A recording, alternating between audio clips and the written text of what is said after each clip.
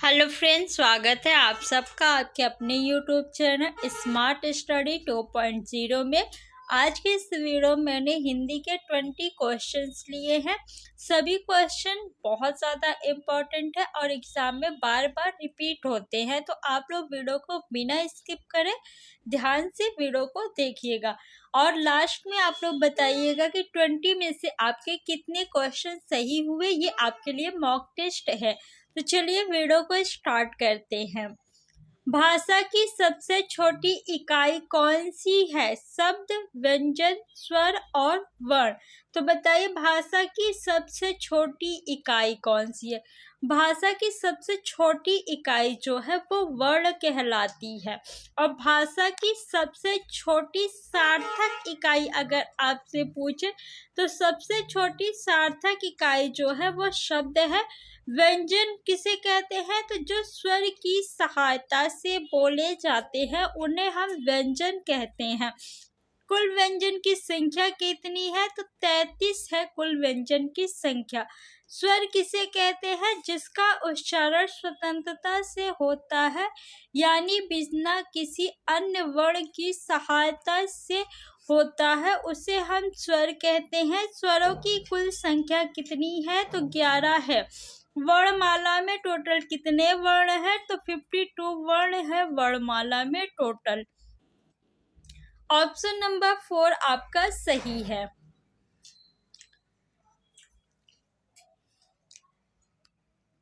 Dash विराम चिन्ह प्रयुक्त होता है। ये चिन्ह जो है इसको आपको बताना है कौन सा चिन्ह है। योजक चिन्ह है, अल्प विराम है, उद्धरण चिन्ह है या पूर्ण विराम। तो ये जो है आपका इस तरह, इसे हम लोग क्या कहते हैं? योजक चिन्ह कहते हैं। इसी को समासिक चिन्ह भी कहते हैं। अल्प विराम किसे कहते हैं? तो कॉमा को अल्प विराम कहते हैं। उद्धरण चिन्ह ये होता है आपका जिसे हम लोग सिंगल इन्वर्टेड कॉमा या फिर डबल इन्वर्टेड कॉमा भी कहते हैं। सिंगल इन्वर्टेड कॉमा और डबल इन्वर्टेड कॉमा को ही उद्धरण चिन्ह कहते हैं। पूर्ण विराम और ये जो सिंगल लाइन होता है इसी को हम लोग क्या कहते हैं? पूर्ण विराम कहते हैं। तो ऑप्शन नंबर फर्स्ट आपका सही है। वर्तनी की दृष्टि से शुद्ध है। कौन सा शब्द शुद्ध है आपको बताना है। कवयित्री होता है, कवित्री नहीं कवयित्री होता है। ये कवि का स्त्रीलिंग है। लिंग में भी ये क्वेश्चन आपसे पूछ लेता है, तो याद रखिएगा कवि का स्त्रीलिंग कवयित्री होती है और इसकी वर्तनी इस तरह होती है। ठीक, ये शुद्ध वर्तनी है। अभ्यस्त, ये इसकी वर्तनी शुद्ध है। आशीर्वाद, आशीर्वाद ये भी एग्जाम में काफी ज्यादा पूछा जाता है। आशीर्वाद। सन्यासी, तो इसमें बिंदी भी लगेगी। ठीक, आधा ना भी रहेगा और बिंदी भी रहेगी। सन्यासी। ऑप्शन नंबर सेकंड आपका सही है। स्वर संधि कितने प्रकार की होती है? संधि का शाब्दिक अर्थ होता है मेल। अब मेल की बात की जा रही तो किसका मेल होगा? स्वरों का मेल। किसका मेल? स्वरों का मेल। संधि कितने प्रकार की होती है? 3 प्रकार की होती है संधि। स्वर संधि, व्यंजन संधि और विसर्ग संधि। स्वर संधि कितने प्रकार की होती है? तो स्वर संधि 5 प्रकार की होती है। दीर्घ स्वर संधि, गुण स्वर संधि, यड़ स्वर संधि, विद्धि स्वर संधि और आयाति स्वर संधि। समास के पदों को अलग करने को क्या कहा जाता है? समास के पदों को अलग करना विच्छेद कहलाता है और संधि के पदों को अलग करना विग्रह कहलाता है। ऑप्शन नंबर फर्स्ट आपका सही है। अनुरूप में कौन सा समास है? अनुरूप, अनुरूप 2 शब्द से मिलकर बना है, अनु और रूप। अनु जो है ये आपका उपसर्ग है, तो प्रथम पद उपसर्ग अव्ययी भाव समास में होता है। तत्पुरुष समास में कारक चिन्ह का लोप होता है। बहुव्रीहि समास में दोनों में से कोई पद प्रधान नहीं होता, उसका अर्थ प्रधान होता है। कर्मधारय समास में विशेषण विशेष का संबंध पाया जाता है। निम्न में कौन सा शब्द तत्सम है? कौन सा शब्द तत्सम है? चार, ये भी तत्सम नहीं, तद्भव है। मोर भी तद्भव शब्द है। पिया भी तद्भव शब्द है। प्रिय जो है ये आपका तत्सम शब्द है। ऑप्शन नंबर फर्स्ट आपका सही है। इसका तद्भव शब्द अगर पूछे तो पिया हो जाएगा। मोर का अगर आपसे तत्सम शब्द पूछे तो क्या होगा? मयूर हो जाएगा। चार का क्या हो जाएगा? चार का तत्सम शब्द आप लोग कमेंट बॉक्स में कमेंट करके बताइए। कौटिल्य का विलोम शब्द है, क्या होगा? कौटिल्य का विलोम शब्द, आर्जव, अवनी, उदय, अल्पज्ञ। अल्पज्ञ का विलोम हो जाएगा सर्वज्ञ। अल्पज्ञ यानी जो थोड़ा जानता हो, सर्वज्ञ यानी जो सब कुछ जानता हो। उदय का विलोम शब्द हो जाएगा अस्त। अवनी का विलोम शब्द हो जाएगा अंबर। आर्जव का विलोम शब्द हो जाएगा कौटिल्य। ऑप्शन नंबर फर्स्ट आपका जो है वो सही है। सौदामिनी का पर्यायवाची है सस्य, अश्व, अरविंद, विद्युत। सस्य मीन्स अनाज होता है। अश्व यानी घोड़ा, इसका पर्यायवाची शब्द घोटक। अरविंद का पर्यायवाची कमल होता है। विद्युत का पर्यायवाची सौदामिनी होगा। ऑप्शन नंबर 4 आपका सही है। इंद्रियों को जीत लिया हो जिसने, वाक्यांश के लिए एक शब्द बताइए। जितेंद्री, इंद्रजीत, जिजीविषा, पार्थिव। इंद्रियों को जीत लिया हो जिसने, उसे क्या कहते हैं? जितेंद्री कहते हैं। और इंद्र देवता को जिसने जीत लिया हो उसे हम लोग कहते हैं इंद्रजीत। जिजीविषा जीने की इच्छा। पार्थिव जिसका संबंध पृथ्वी से हो उसे पार्थिव कहते हैं। लिपि चिन्हों के क्रमबद्ध समूह को क्या कहते हैं? अक्षर, वर्ण, वर्ण समूह, वर्णमाला। वर्ण भाषा की सबसे छोटी इकाई है। लिपि चिन्ह के क्रमबद्ध समूह को वर्णमाला कहते हैं। ऑप्शन नंबर 4 आपका सही है। हिंदी वर्णमाला में व्यंजनों की संख्या है। व्यंजनों की कुल कितनी संख्या है हिंदी वर्णमाला में, बताइए। हिंदी वर्णमाला में टोटल कितने वर्ण है? तो 52 वर्ण है हिंदी वर्णमाला में टोटल।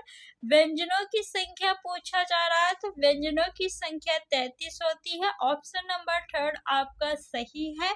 स्पर्श व्यंजनों की संख्या अगर पूछी जाए तो स्पर्श व्यंजनों की संख्या 25 होती है। और स्वरों की संख्या कितनी होती है? तो कुल स्वरों की संख्या 11 होती है। अगर आपसे ऊष्म व्यंजन पूछा जाए कि ऊष्म व्यंजन कितने होते हैं तो 4 ऊष्म व्यंजन होते हैं। कौन कौन से? तो तीनों सा, हा आपके जो है ये ऊष्म व्यंजन कहलाते हैं। अंतस्थ व्यंजन अगर आपसे पूछे कि अंतस्थ व्यंजन कितने होते हैं तो अंतस्थ व्यंजनों की संख्या भी 4 होती है। कौन कौन से? या, वा, रा और ला, ये अंतस्थ व्यंजन कहलाते हैं। जिसमें आपका या और वा जो है ये अर्ध स्वर भी कहलाते हैं।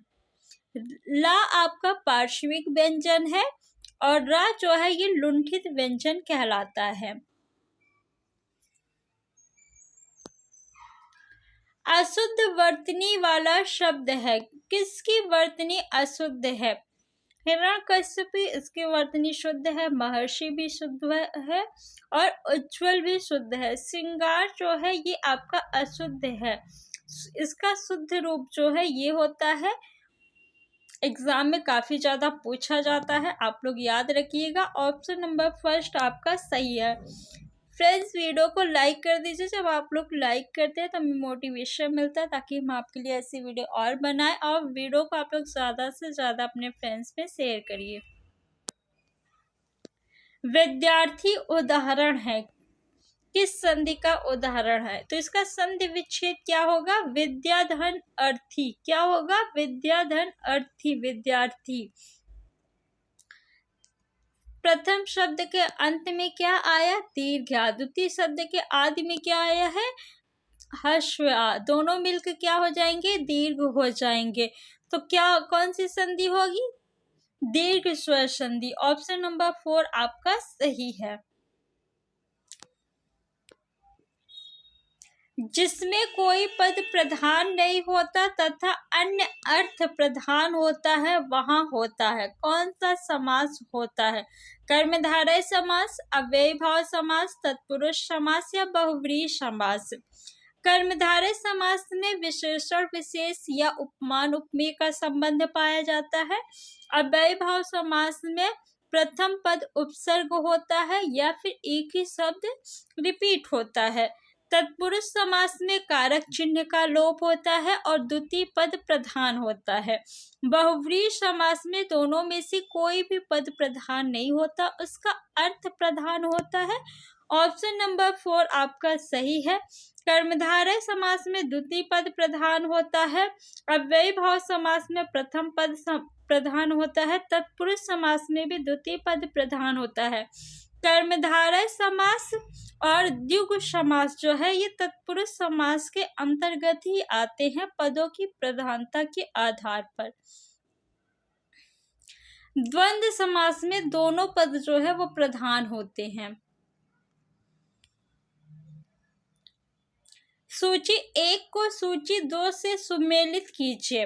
विदेश गमन, विदेश गमन यानी विदेश को गमन। तो आपका ऑप्शन नंबर फर्स्ट का जो है यहाँ बी में मिल जाएगा, तत्पुरुष समास हो जाएगा। गिरिधर, गिरि को धारण करने वाले, अर्थात पर्वत को किसने उठाया था अपने उंगली पे?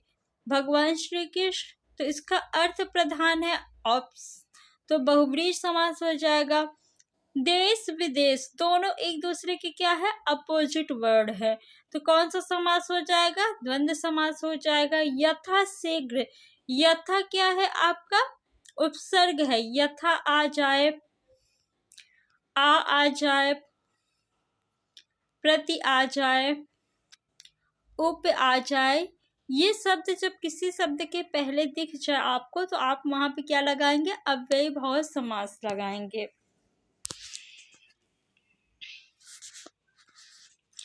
निम्नलिखित शब्दों में से एक अंग्रेजी भाषा का नहीं है। कौन अंग्रेजी भाषा का नहीं है आपको बताना है। लालटेन, रेल, इंच, कूप। लालटेन जो है ये अंग्रेजी भाषा का है। रेल भी आपका अंग्रेजी भाषा का है। इंच भी अंग्रेजी भाषा का है। कूप जो है ये आपका अंग्रेजी भाषा का शब्द नहीं है। तो ऑप्शन नंबर 4 आपका सही है। जारज का विलोम है। जारज का विलोम क्या होगा? औरस, जटिल, जंगम, तिमिर। तिमिर का विलोम हो जाएगा आलोक। जंगम का विलोम क्या होगा? स्थावर। जटिल का विलोम हो जाएगा सरल। जारज का औरस हो जाएगा। ऑप्शन नंबर फर्स्ट आपका सही है। खल का पर्यायवाची शब्द है। विश्वासघाती, निर्लज्ज, नीच, दुर्जन, दुष्ट, धोखेबाज, खली, खरल। तो खल का पर्यायवाची नीच और दुर्जन है। ऑप्शन नंबर सेकंड आपका सही है। पृथ्वी, ग्रहों, तारों आदि का स्थान वाक्यांश के लिए एक शब्द होगा।